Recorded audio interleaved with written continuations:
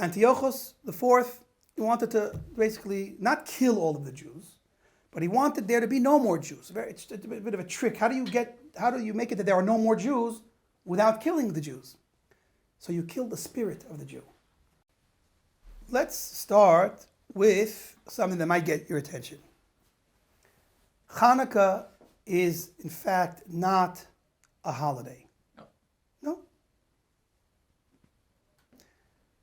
But it is a holy day. It's a day infused with spirituality and holiness, but I wouldn't call it a holiday. Why not? Maybe it's my fault. No fault of Hanukkah. Maybe it's my fault. I'm from America.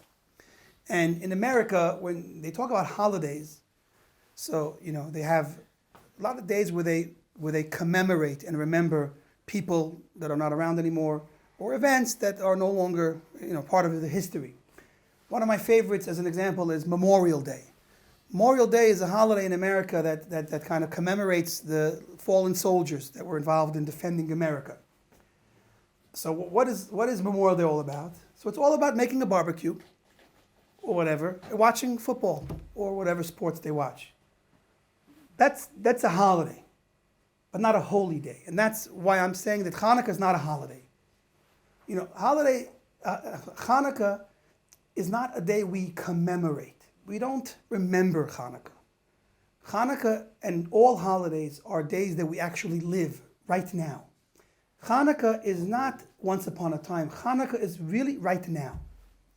It's a part of my life, a part of the world, right now.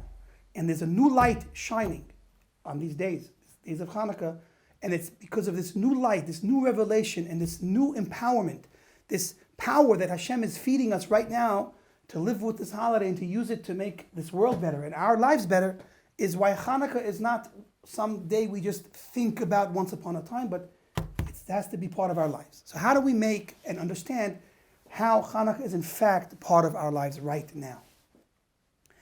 So we have to start with what Hanukkah was, and from what was, we can understand what is meant to be now. So let's start. So we know that our enemies, we have no shortage of Jewish enemies, unfortunately. Let's hope we can find a few friends while we're at it, but Jewish enemies we definitely have, and we had in the time of Hanukkah. Antiocho the fourth, he wanted to basically not kill all of the Jews, but he wanted there to be no more Jews. It's a bit of a trick. How do you make it that there are no more Jews without killing the Jews? So you kill the spirit of the Jew. You kill his soul. You disconnect him from Hashem, from his neshama, and you've killed the Jew.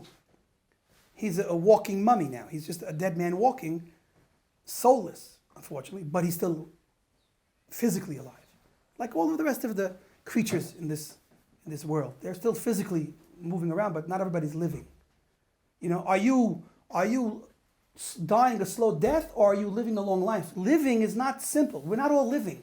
Take a look around you. People are not all alive. They're moving, but they're not living. So let's appreciate. He thought that he could kill the Jewish spirit. He thought he could put the soul asleep, so to speak. But he didn't understand that the Jewish soul will never die. You can't, it's impossible. Our souls are eternal and the Jewish people are forever. So he messed with a forever people. Now he's history, and we're on the front page of every news. Because as long as we're here, people will hate us because we remind them of truth. We are the people of the book of truth. So when they look at us, they get upset because we remind them that if they're living a life void of purpose, then they're not really living. And they would love to go to sleep and live their fake life and enjoy it, even though there's nothing at the end. They would rather enjoy it now and realize at the end they have nothing, because that's easy. That's the quick fix. But we remind them. We remind everyone. Hitler himself said this. We remind everyone that a fake life will never get you anywhere. So if they get rid of us, ignore us, hate us, so that they can go on with their fake lives. And that's what Antiochus wanted to do. He wanted Hellenism and this idea of worshiping idols, worshiping make-believe, Hollywood, make-believe, sport. I've said this, but I'll say it again. America, the great influence. They're the Hellenists of today. America is the Antiochos of today, because America dominates the world. And what do they dominate the world? their culture, their social culture dominates everyone's American today. Everyone watches American movies and listens to American music. They don't even understand the words, but they listen. And they watch the sports stars of America. Okay, in this hand, soccer is it's a big machloikis. It's an argument whether soccer is really the national sport. But either way, it's Hatzada Shaveh. It all comes from the Greeks, really. Because sports and entertainment is really Greek. And America is the Greekest country today. They're more Greek than Greek, by the way. Because the Greeks are just copying us. So America, that's all about sports and make-believe movies. What is the lesson that America is teaching us? That playing make-believe and playing games is what life is all about. It will get you all of the respect and all of the money and that good life that we are dreaming about, which is really no more than a dream, because in the end you wake up and you had nothing and there is nothing. That's America. That's Greek, and that's the fight that we're fighting till today. So Hanukkah is a fight going on right now. We are trying to wake ourselves up and the world to the reality that reality is better than make-believe. Live instead of dream. Walk, do instead of sleep. That's what we're trying to tell everyone. And that's what's happening right now. So let's get into some of the details about this real fight. Forget about movies, Gladiator, Schmed. The real fight right now is the fight of then. We're fighting then and now. It's the same fight. We haven't won yet, but we haven't given up because we'll never give up. So what is our fight right now? What is the Hanukkah battle 2023? 5783. 5,783. Remember that number. What is the Hanukkah fight right now? So let me explain it to you. But in order to appreciate the fight right now, let us take a look at the fight that started all of this. So Antiocho said, it's time to get rid of the Jews. We don't want Jews in the world, like Hitler. We don't want Jews. So he said, it's a war on the Jews. But not the Jewish bodies. Again, it was on the Jewish soul. It was on the spirituality, the ruchnius, the purity, the sanctity of the Jews, the God of the Jews. He wanted out of the picture. Therefore, when he had a chance, he went straight into the city of Jerusalem, the holy city, into the holy temple, and into the Holy of Holies and profaned it.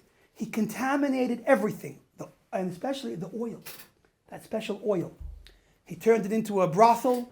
There were, place of prostitution, and he offered up sacrifices that were to the false gods that he believed in. He turned the holiest place in the world, the nucleus, the heart of Kedusha, of holiness. He profaned it. That was his goal, and that's what he accomplished. And he thought, game over. I've taken away the temple from the Jews. I've forbidden them to worship their God and to do the mitzvahs. And it's only a matter of time. There's going to be another Greek in Jerusalem. Jerusalem is going to be the capital of Greece one day. But he made one big mistake, that we will never, ever really give up this fight. And so the few holy Kohanim stood up, Mattatyahu and his 5 sons, and a few holy people that were devoted to Hashem were willing to give up their lives and started a physical battle, a war. Not David against Goliath, a mouse against a lion. And the mouse won because they fought and fought with faith. And their faith won. Not because they were strong, not because they had good weapons, and not because they knew how to fight, but because they had faith in an infinite God that was there with them in the battle. And they, the few thousand, caused 100,000 Greek soldiers and special soldiers with elephants. A few thousand made 100,000 run away. That was one of the main battles at the end. 100,000 total soldiers from the Greek army, and maybe 10,000 rebels and Kohanim and priests and rabbis sent them running. That's because they had faith. The emunah in Hashem was manifest, that the impossible became possible. And we won. Okay? What did we get back when we won? This great victory. Did we hang up the Israeli flag? No. We didn't get Israel back. We were still subordinate to the Greeks and other countries that were also very strong, and we were still stuck in a lot of civil war and countries that were oppressing us. What did we get back? It wasn't Independence Day. It wasn't Yom Atzmaut. It was Yom. It was the day of Hashem, the day for Hashem.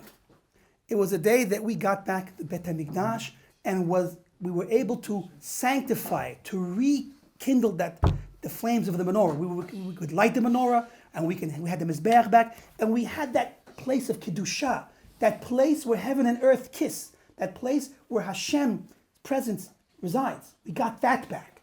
And that's what we celebrate. That's the victory. The victory was we were able to live again as Jews, without a country, but as Jews, serving Hashem. Now, there are a few details between the actual miracles and what we got back and the actual enactment of the holiday. And let's appreciate the differences, because it's from those differences that we're going to understand what today's Hanukkah is versus what was. Okay? So the Greeks came into the Holy of Holies. Okay? The place of Kedusha, holiness. They contaminated the oil, and we lost the ability to do the worshiping and the service in the Beit HaMikdash. There was a miracle that they found one jar of oil that lasted miraculously 8 days, as opposed to the one day that it was naturally supposed to last. And to commemorate the miracle of the oil, and of course the military victory because of the self-sacrifice of the undying will within of the Jews themselves.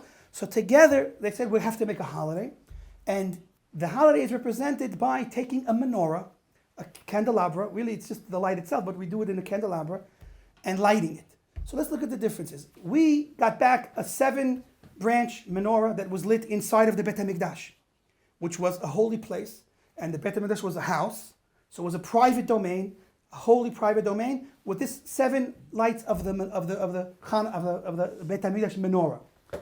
That menorah was lit during the day, latter part of the day, but it was lit during the day, specifically. And the rabbis made some changes in the actual commemoration of that day, the actual holiday and the mitzvah of Hanukkah. And that's odd, because normally if they wanted to make a holiday that was connected to an event, so the better we match the holiday to the event, the more precise it is. So seemingly, again, my first option would be if they wanted to commemorate this miracle with the oil, we should have lit in the Bet Knesset, because a Bet Knesset is called a small Bet Mikdash. So to kind of like connect with the lighting of a new menorah again in the Bet HaMikdash, so let's light it in the Bet Knesset and let's gather the people the same way they gathered at the Bet HaMikdash. Meaning the miracle had nothing to do, at least it would seem, with the Jewish home. It had to do with the temple. So temple. So you want to make a mitzvah, light the candles in the temple. When? During the day. How many? I mean, there might be a prohibition of lighting a 7-branch menorah out of the Beit HaMikdash, because it's like, it looks like we're extending the mitzvah. So we'll make some changes, but let's commemorate it in the Beit Knesset. In fact, one of the customs is to light in the Beit Knesset, but it's not the essential lighting. Another thing we have to appreciate is that we light at night instead of the day.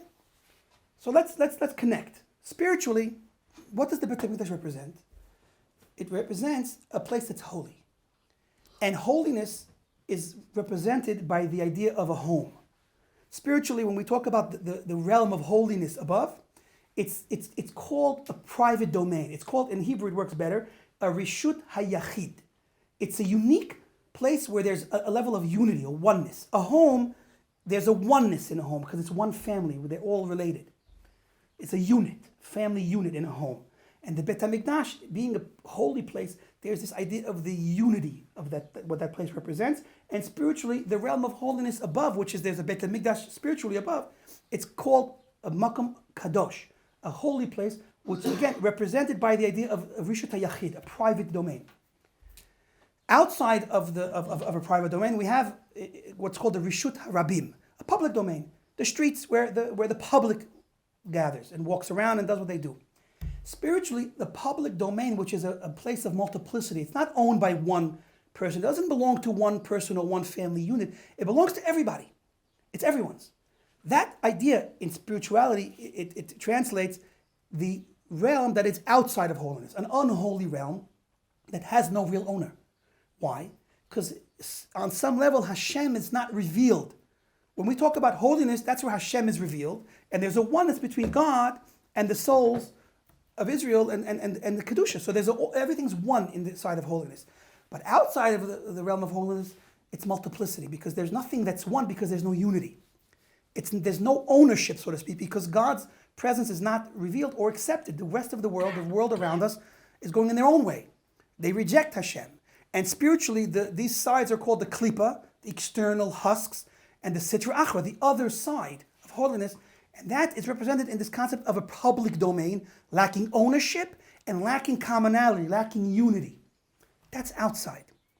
So it's interesting. We take our menorah that used to light in the Beit HaMikdash, and instead of lighting it in the Beit HaMikdash or in the temple, or the second option could have been our home.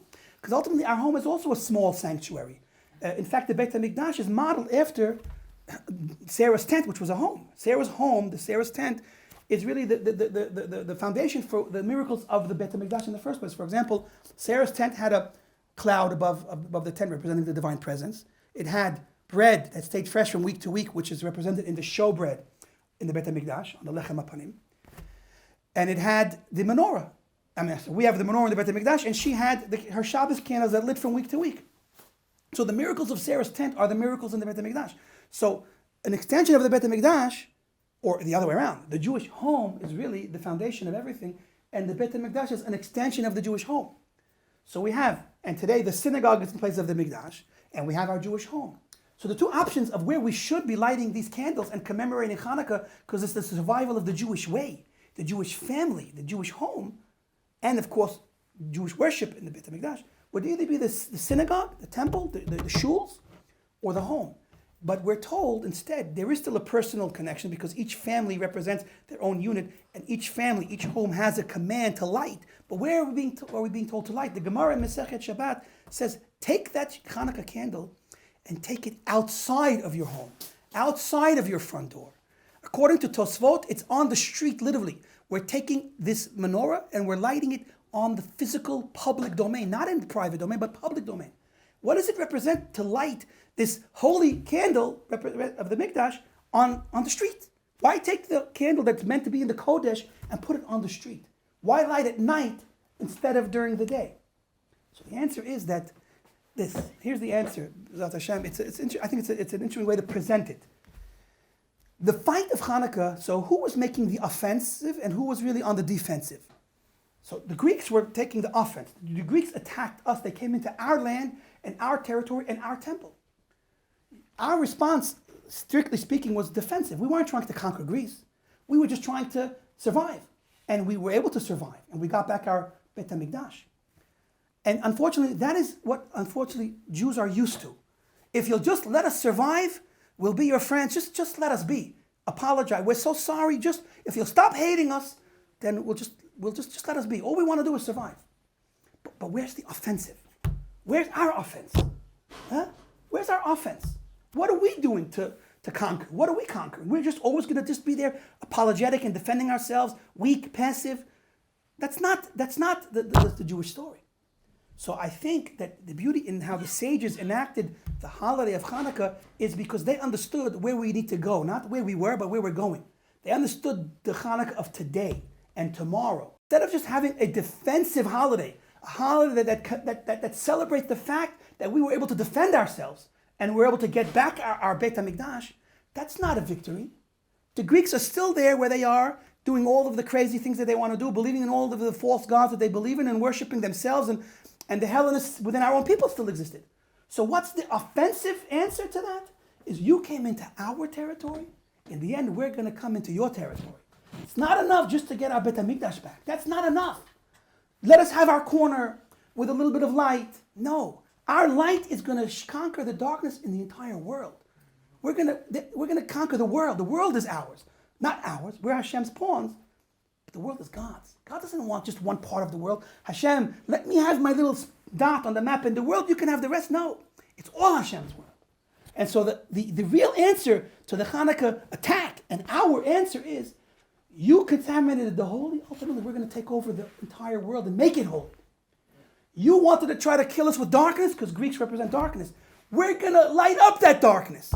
We're going to take the light to you. We're going to light up your world.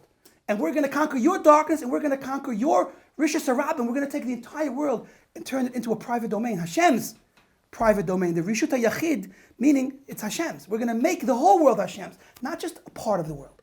That's the Hanukkah of today. A fight that started is not over. We're fighting. But we're not fighting with guns and knives. We're fighting with the light of the menorah, the light of Torah, and the mitzvot, the ways of Hashem. Helichot olam lo, the ways of Hashem are Hashem's. When this world follows Hashem's ways, that's the ultimate victory against those Greeks. that want to live for make-believe, that want to worship false gods and worship themselves. They really want to be their own gods. They say, God, we don't need you. We'll be our own God. When they wake up to the true reality that there is only one God and we all have to serve him, that's the victory of Hanukkah. And that's what we're fighting right now. We're fighting it in our own bodies. Within each person there's that fight. Within our own neighborhoods, within the Jewish population, there's Jews that believe in false ideologies. It's our job to bring light to them. And the world, it's our job to bring light to the world, to spread the light of Torah that will be the whole world's one day. Now, we're not all going to become Jewish. There'll be the Jewish nation and the nations of the world. But as Stephania says, all nations are going to serve Hashem as one, each nation in their place, and the Jewish people in Israel. And that's the message. The United Nations and the Arabs, they have to understand the lie is going to end. They can't get away with lying forever. They're going to realize and wake up to their own lies. And the wicked that refuse to give in, they'll be killed. They'll be eradicated, because in the end, the root of evil gets chopped off and evil is eradicated. And the rest of the people that are a bit more passive and want to work with the truth, they will be able to free themselves from that hold of evil, and they will join Hashem in Hashem's world. And that's the beauty and the perfect world that we're waiting for with Mashiach, is a world where all of the nations and all of those that want Hashem will have Hashem, each in their own way, in their own place. And that's the Hanukkah victory, which is Bezrat Hashem coming soon to a theater near you. Amen.